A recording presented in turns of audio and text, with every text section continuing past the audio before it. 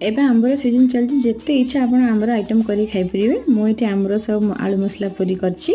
गोटे आंबर नहीं जाइए मीडियम साइज आंबर 2 चामच कि गोटे चामच पाखापाखि चीनी पकई ग्राइंडिंग करदे हल्का टी पानी देकी होगला आंबर रेडी।